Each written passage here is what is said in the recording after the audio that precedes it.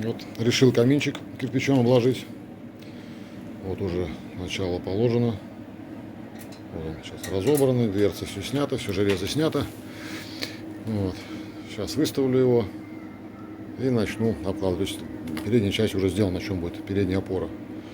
Это вот продувка, то, что воздух будет холодный заходить. Ну, вверху там уже из гипсокартона сделал. Ну, так постепенно так и буду все показывать.